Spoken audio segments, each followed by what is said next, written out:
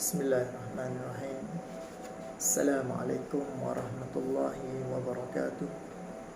Alhamdulillahi rabbil alamin. Wassalatu wassalamu ala asyrafil anbiya'i wal mursalin wa ala alihi wa sahbihi ajma'in. Qala rabbi shrah li sadri wa yassir li amri wahlul 'uqdatam min lisani yafqahu qawli. Amma ba'd. Alhamdulillah, bersyukur kita kepada Allah Subhanahu Wa Taala. Allah masih lagi memberi kesihatan yang baik kepada kita semua. Allah masih lagi memberi rezeki yang melimpah ruah kepada kita semua. Alhamdulillah, bersyukur kita juga kepada Allah Subhanahu Wa Taala. Allah masih lagi menjaga kita daripada benda-benda yang kita tidak ingini. Kalau kata kita ditimpa sesuatu musibah, tak kira lah musibah kecil ataupun besar, ingatlah kita kembali kepada Allah dan kita yakinlah itu ujian Allah kepada kita, dan insya-Allah ada hikmah yang besar di hadapan sana, insya-Allah. Bersyukur juga kepada Allah Subhanahu Wa Taala. Allah masih lagi memberi kekuatan kepada hamba untuk meneruskan siri bacaan tafsir Al-Quran Ni Abdul Aziz Nikmat, iaitu tafsir almarhum Tuan Guru Ni Abdul Aziz. Kalau sahabat-sahabat tengok di luar sana, banyak ataupun ramai ustaz-ustaz yang membaca tafsir, dan beryakin ustaz-ustaz di luar sana, sahabat-sahabat boleh rujuk lah, boleh rujuk, dan ilmu yang dia syarah berkaitan dengan tafsir lebih jelas dan sharih. Jadi sahabat-sahabat yang baru jumpa video hamba ni, hamba nak mengulangi sekali lagi bahawa video ni bukan video mensyarahkan tafsir. Hamba hanya membaca sahaja tafsir Tuan Guru. Dan malam ni hamba bertema jubah putih. Alhamdulillah, tak sampai setahun pun lagi jubah ni muak lagi. Ni jubah akad nikah hamba ni bulan lepas, bulan 8 tahun lepas. Alhamdulillah masih lagi muak, walaupun nampak sedikit fit. Alhamdulillah. Dan kalau kata jubah ni tak pada depan ni pun hamba tak sipel lah. Dua perkara besar berkaitan dengan jubah ni. Ini sekadar perkongsian dengan sahabat-sahabat lah.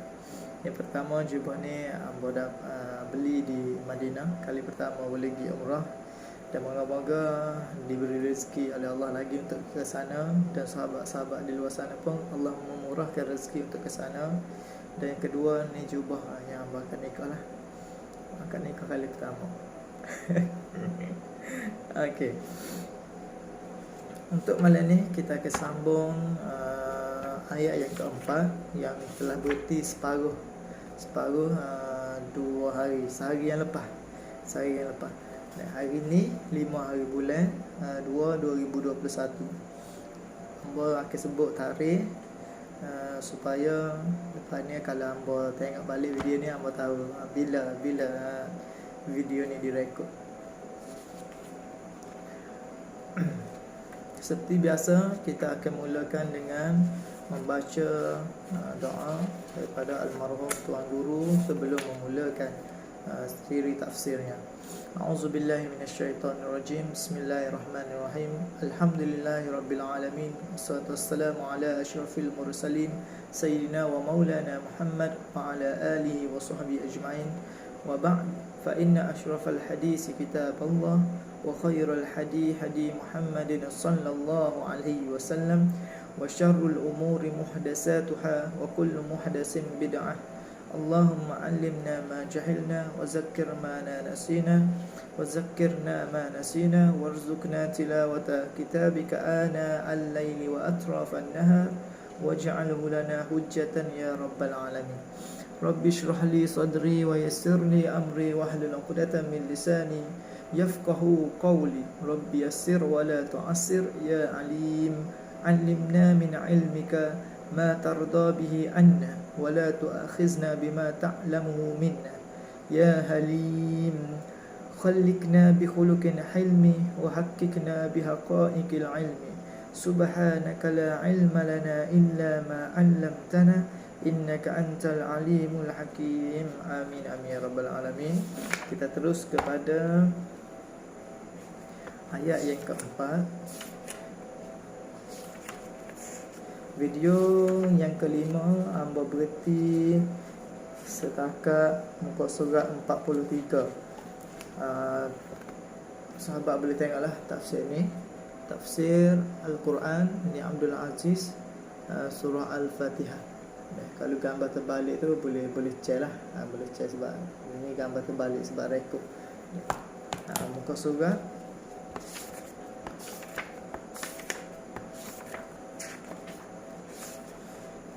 Bertiar itu muka surat 43 di hujung ayat. Hamba ambil sedikit ayat yang di hujung.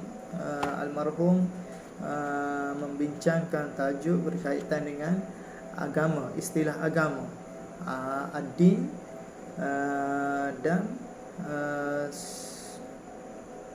perbezaan agama dari segi Allahumma salli ala sayyidina Muhammad.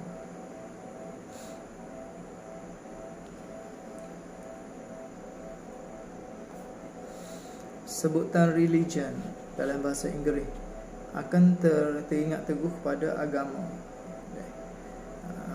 ataupun politik, sedangkan Islam ajar supaya mesti disebati ke agama dengan politik dan agama. Almarhum teguh sebut berkaitan dengan maksud ad-din iaitu way of life, dan tidak diterjemahkan sebagai perkataan agama, sebab agama ni banyak.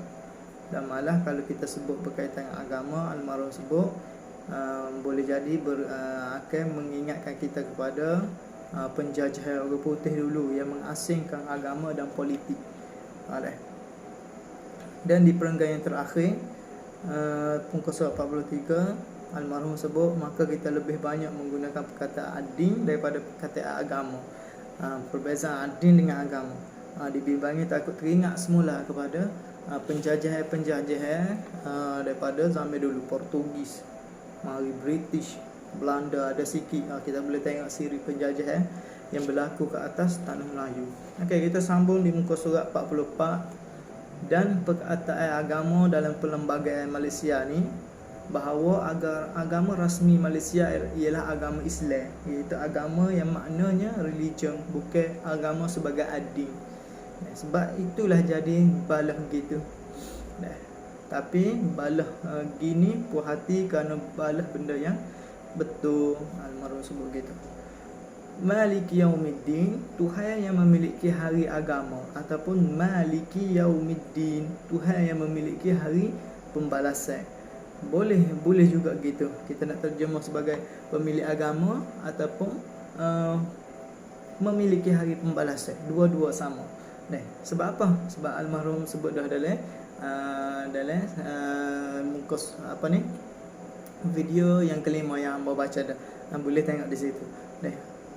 Kenapa kita boleh sebut sebagai hari agama ataupun hari pembalasan, dan kenapa dia sama sahaja. Dalam bahasa Arab disebut kama tadin tudan. Kita tengok tadin tudan. Sini ada nota kaki kama tadinu tudan. Ada nota kaki di sini, hadis yang diriwayatkan oleh Abu Kilabah secara mursal. An Abi Kilabah qala Rasulullah sallallahu alaihi wasallam, al-birru la yabla wal ismu la yunsa wad dayyanu la yamutu fakum kama syi'ta kama tadinu tudanu. Ni guru sebut kama tadinu tudanu sahaja. Jadi penerbit bagus, dia cari hadis yang almarhum sebut dan buat mari matan yang penuh. Maksud dia daripada Abi Kilabah, beliau berkata Rasulullah sallallahu alaihi wasallam bersabda, kebajikan itu tidak akan usai, dosa tidak akan dilupakan, dan yang maha pembalas tidak akan mati, yakni Allah Subhanahu Wa Taala. Buatlah apa yang kamu suka sebagaimana cara hidup kamu, maka demikianlah balasan yang kamu akan terima. Dan kalau ada yang sahabat-sahabat yang memiliki tafsir ni, boleh tengok lagi, ada lagi apa yang disebut dalam ni. Ad-din maknanya pembalasan hari akhirat urusan kita atas pada masyarakat ataupun masyarakat satu saja, itu terima pembalasan. Pada waktu hari pembalasan itu, semaya dan puasa sudah tidak ada. Rajin setara mana kita pun, semaya dengan puasa tak ada dah di hari saat pembalasan itu. Dia tunggu di pada masyarakat dan sebagainya. Di akhirat kelak ngatik. Ngatik ni istilah Kelantan, kalau bahasa surat agak tahlil lah. Tahlil, zikir tak ada juga. Semua amal ibadat tidak ada. Yang ada hanyalah menunggu saat pembalasan. Sebanyak mana amalan kita buat saat tu, itulah yang kita akan bawa. Tak boleh nak tambah, tak boleh nak kurang lah. Saat pembalasan akhirat kelak, kita bangun dari kubur, tidak ada lagi semaya, tidak ada lagi bank ataupun bank.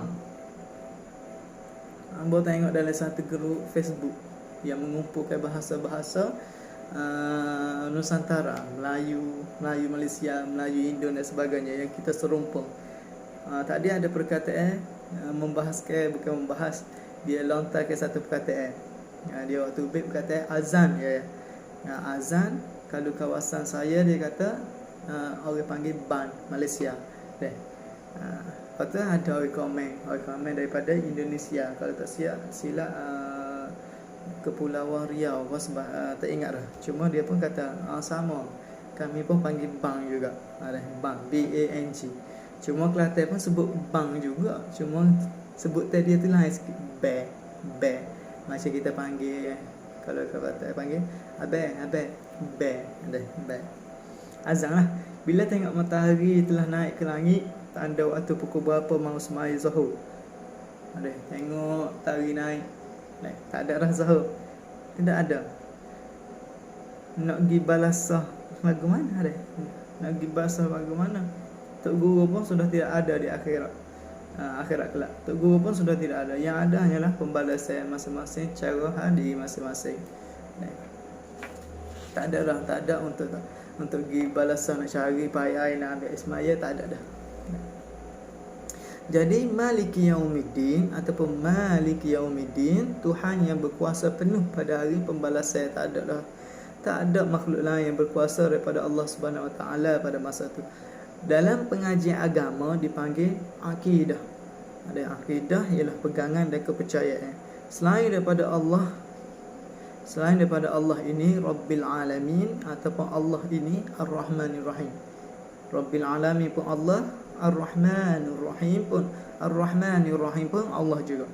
Kewajipan kita kena berintikad bahawa Allah yang memiliki hari akhirat. Artinya hari ini ada dua, hari dunia itu sekarang, lani, dan hari akhirat. Kita intikad tu maksudnya kita berpegang. Itulah kita panggil akidah. Kita berintikad pada hari kiamat tak ada kuasa yang boleh mengatasi kuasa Allah Subhanahu Wa Taala, dan Allah saja yang berkuasa pada masa tu. Kalau kita intikad gitu, itulah akidah yang betul. Almarhum sebut, maksudnya dalam kehidupan kita sebenarnya ada dua hari sahaja. Ada dua hari. Yang pertama hari atas dunia, yang kedua hari di akhirat. Walaupun ada orang yang sebut sebenarnya hari ada tiga. Hari yang berlalu, hari yang kita sedang menikmati, dan hari esok yang belum tentu jadi milik kita. Tapi itu atas dunia. Almarhum maksud sini ialah kehidupan dunia dan kehidupan akhirat diistilahkan sebagai dua hari sahaja. Dua hari saja. Jadi kalau kita mikir secara logik dengan istilah 2 hari, dia boleh memuhasabahkan kita. Sebab apa? Sebab kita boleh bayar. Allahu Akbar, hidup ni singkat saja, ada 2 hari saja. Dan ke mana persiapan kita kalau kita tahu hidup kita ni hanya 2 hari? Hari ni dan esok. Kalau beza dengan orang tahu hidup dia seminggu ataupun sebulan, mesti berbeza orang yang tahu hidup dia seminggu berbanding orang yang tahu hidup dia 2 bulan, dia akan sungguh-sungguh buat amalan dan sebagainya. Orang seminggu tu kita nak kata bersungguh tak demo buat amalan. Orang 2 hari tu mesti akan jawab demo tak tahu, hamba ada 2 hari lagi. Ini ayatnya, kalau kita tahu sebenarnya kehidupan kita ni ada 2 hari, maka kesungguhan kita, hamba baik dan sahabat-sahabat yang sedang menonton video ni baik, kita akan bersungguh. Ini muhasabah untuk diri hamba sendirilah, sebab hamba yang bahagia baca mula-mula, yang kedua orang bahagia dengar. Tiap-tiap seorang manusia mesti yakin bahawa selain daripada dunia ni ada satu lagi, iaitu akhirat. Kita kena yakin benda tu.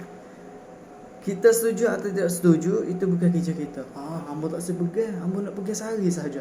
Tak boleh. Tak menjejaskan apa-apa pun. Hari tetap ada 2, iaitu dunia dan akhirat. Hamba tak pergi dengan pendapat tu. Tidak boleh menjejaskan apa-apa.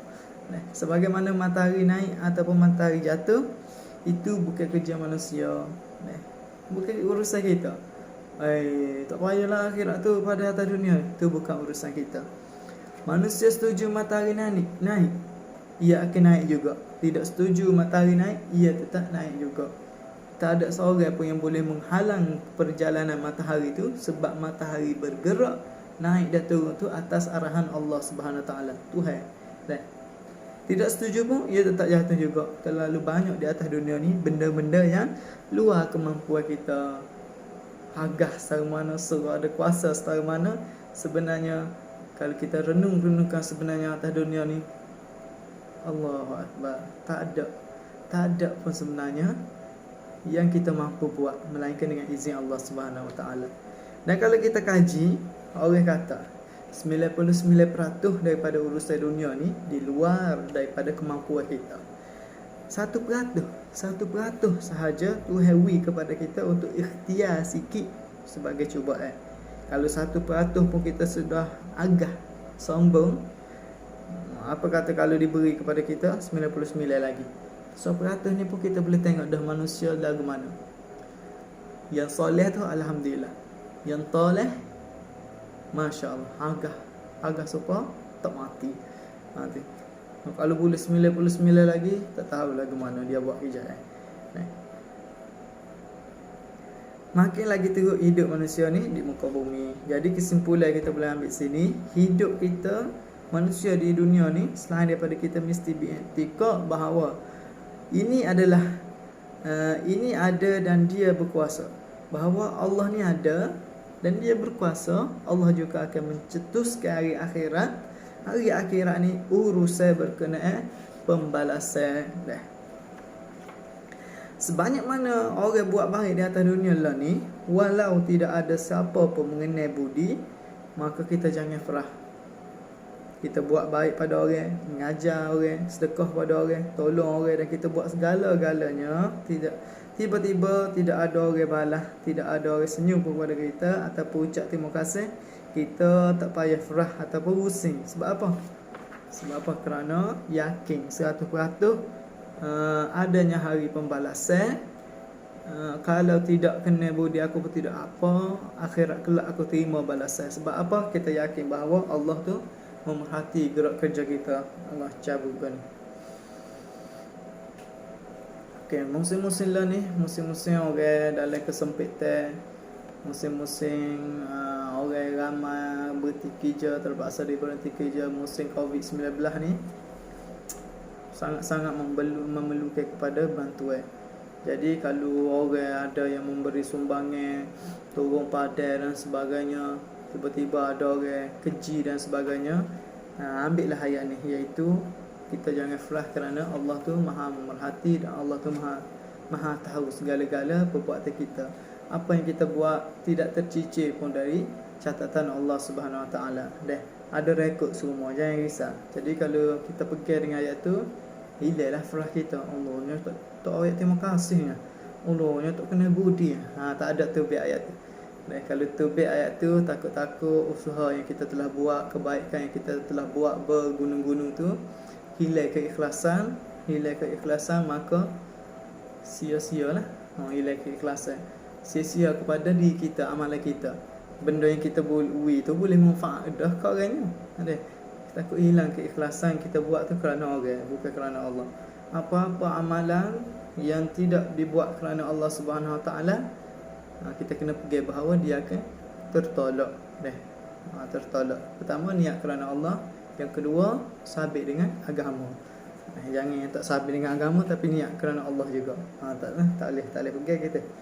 Okey, ataupun orang yang buat jahat, buat macam-macam jahat, curi, nyamuk, zina, buat zalim, sama ada dia orang kampung, pegawai kerajaan ataupun orang politik. Tiba-tiba daripada awal hidup sampai ke akhir hayat, tidak ada siapa pun yang bertindak ke atas dia kerana dia orang yang gagah ataupun kaya ataupun ada pangkat tinggi, maka kita ni pun kita tak payah perah juga. Tak payah perah juga. Kita tak payah ikut dia.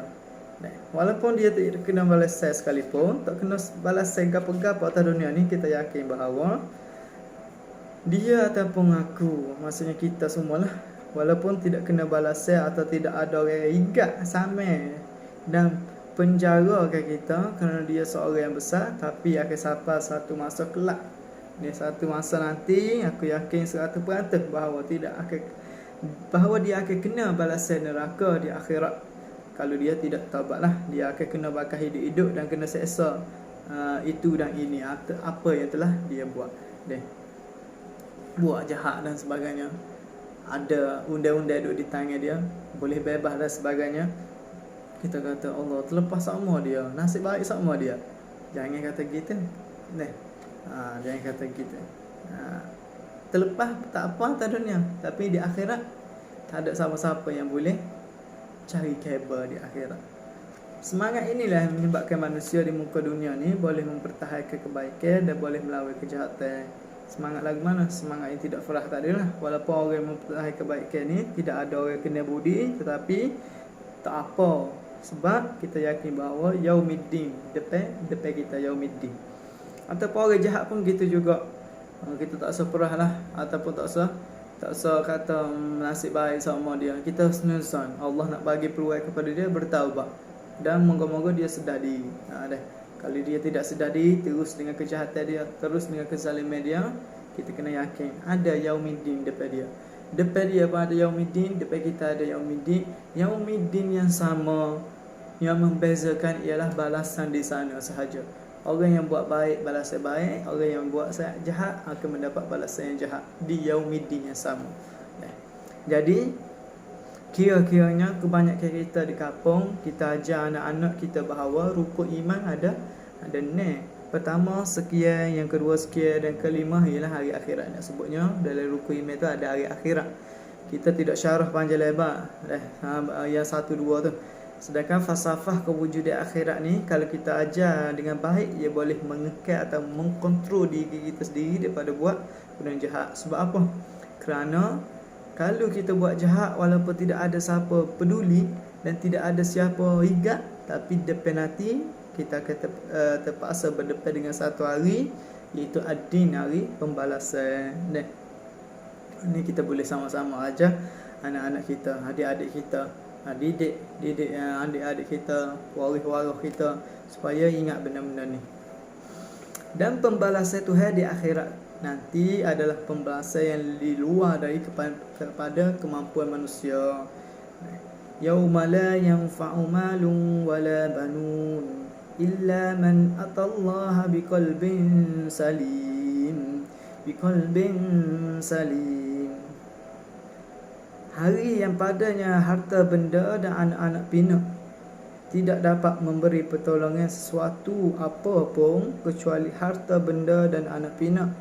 Orang-orang yang datang menghadap Allah dengan hati yang selamat, sejahtera dari syirik dan penyakit munafik. Di akhirat kelak, anak ramah dan penyokong ramah pun tidak ada guna. Ni Tok Guru mentafsirkan ayat ni. Surah Al-Syura, surah Asy-Syu'ara, ayat 88 hingga 89. Di akhirat ramai penyokong. Atas dunia ni ramai penyokong dia, artis ke, ahli politik ke, ketua kepada gangster ke, ramai penyokong dia. Ataupun orang yang memiliki anak ramai, sedikit pun tidak ada guna di akhirat kelak. Di atas dunia ni kalau harta banyak mungkin kita boleh terlepas daripada sekat samai dan sebagainya. Kita bayar lepas deh. Orang rasuah dan orang buat macam-macam benda sampai orang jahat macam mana sekalipun boleh lepas. Sebab apa? Kerana dia ada pakat dengan harta. Tapi akhirat ni, di akhirat tu kalau ada piti banyak benda sekalipun nak beri siapa? Nak rasuah Allah. Jauh sama sekali nak rasuah Allah. Beri piti pada aku nak beli ke apa? Ni ayat-ayat yang cikgu bagi. Ni, nak beli beras, aku bukan jenis makan nasi. Nak beli kereta, aku bukan jenis naik kereta. Kalau kata nak rasuah Allah, Allah tak perlu pun benda-benda tu. Duit, harta daripada Allah juga beri kepada kita. Tiba-tiba kita nak rasuah Allah, benda tu tak mungkin berlaku. Jadi segala benda yang kita guna di atas dunia untuk rasuah orang, semua tidak boleh pakai belaka ni. Di akhirat masa duk koya lah boleh rasuah Allah. Apa saja yang terdetik dalam hati kita pun Allah dah tahu.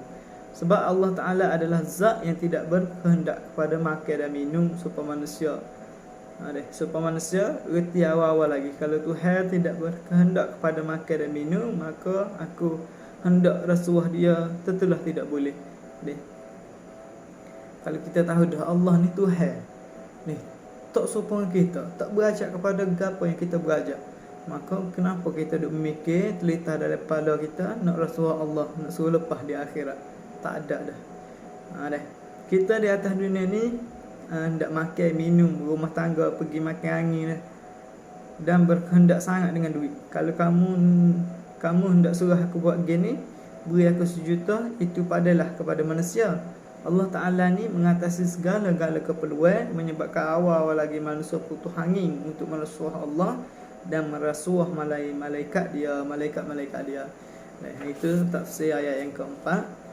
Gambaran kepada kita ialah kesimpulan sedikit lah yang berfaham, iaitu apabila kita berpegang dengan Yaumiddin, hari pembalasan, hari agama, maka sebenarnya dia boleh membenteras kita daripada melakukan perbuatan-perbuatan yang bukan-bukan. Dia boleh menjadi guideline ataupun benteng kepada kita. Sebab apa saja yang kita nak buat benda buruk, maka dia akan jadi benteng kepada kita. Tapi kalau benda tu satu kebaikan, dia akan menjadi satu lonjak ataupun dia boleh push kita. Kita nak buat kebaikan tapi kita tertangguh. Esok. Tapi bila kita mikir Yaumiddin, hari agama, hari yang tak boleh kita nak buat amalan, nak sedekah dan sebagainya, maka boleh jadi ada kesedaran dalam diri kita menyebabkan kita akan buat segera. Dan jangan mikir apa saja kebaikan, mari je bisikkan kata tangguh dulu. Kena ingat kepada kita bahawa yang menangguh-nangguh tu ialah kerja buat syaitan. Berbalik kepada yang mula-mula sekali almarhum sebut a'udzubillahi minasyaitonirrajim, beramallah dengan ayat tu, sebab benda tu boleh menjauhkan syaitan daripada kita. Tak ada gangguan syaitan, insya-Allah. Jadi yang berasa setakat itulah dulu untuk malam ni. Selesai dah ayat yang keempat. Apa yang baik daripada Allah, yang lemah yang kuat itu daripada diri hamba sendiri. Apa sahaja kesilapan dalam video ni, hamba menyeru kepada ustaz-ustazah ataupun alim ulama di luar sana, boleh tegur. Ada silap situ, ada silap sini. Hamba hanyalah membaca dan bukan mentafsir. Jika sahabat-sahabat bertemu dengan video ni, mohon dipanjangkan kepada orang lain. Semoga ada manfaat bersama di hamba dan di sahabat-sahabat di luar sana. Dan hamba sudahi dengan lafaz yang mulia, wabillahi taufiq wa hidayah. Assalamualaikum warahmatullahi wabarakatuh. InsyaAllah panjang umur, hamba akan terus ke ayat yang kelima, insyaAllah.